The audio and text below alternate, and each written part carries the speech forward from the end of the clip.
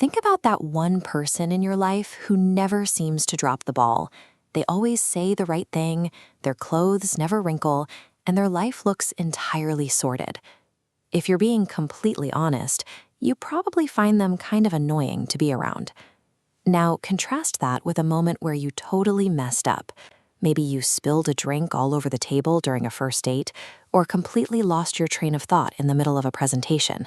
You probably wanted the ground to swallow you whole. But odd as it sounds, that exact stumble is what likely made the other person actually warm up to you.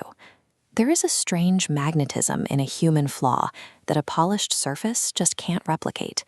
We usually operate on the exact opposite assumption.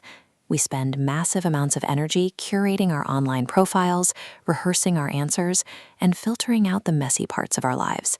This perceived perfection creates a kind of glass wall.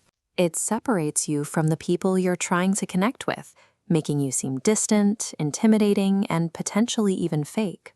When we try to armor ourselves with flawlessness to avoid being judged, we actually just block out the human empathy we're looking for in the first place. To understand why this happens, we have to look at a classic study conducted by psychologist Elliot Aronson in 1966. Aronson had test subjects listen to audio recordings of a man answering a series of incredibly difficult trivia questions. The subjects heard one of two variants. In the first, the man answering the questions was a flawless trivia answering machine.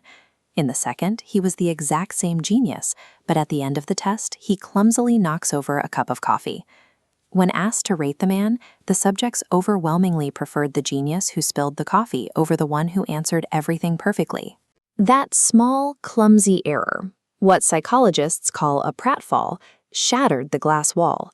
It took a distant, intimidating brainiac and instantly turned him into someone relatable.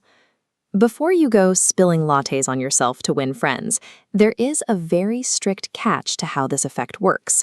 The clumsiness only pays off if you meet one vital psychological condition. You have to possess a high level of baseline competence first. Let's look at this matrix. If people already know you are highly capable and good at what you do, a sudden mistake makes you approachable. You are strong, but human. But if people perceive you as average or generally incapable, that exact same spilled coffee does the opposite. It confirms your incompetence and makes you less likable. Focus on building genuine skill, but allow yourself the room to be flawed enough for people to actually reach you. So how do we take a lab experiment from 1966 and actually apply it to the way we interact today? If you're a student working on a group project, stop feeling like you have to have all the answers. Admitting to your peers that a specific concept is confusing you will actually build more trust than pretending you understand it. On social media, try breaking up your curated highlight reel. Share the messy, behind-the-scenes failures and the projects that didn't pan out.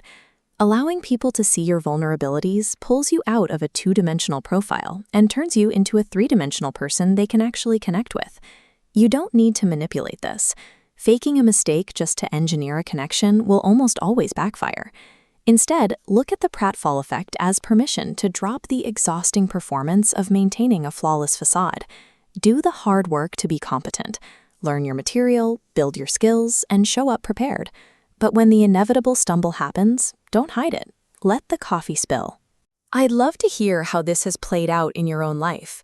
Drop a story in the comments below about a clumsy pratfall moment that actually helped you bond with someone new. And if you want to keep exploring the hidden forces that drive our behavior, make sure to subscribe. About power, identity, and how situations shape who we are, subscribe.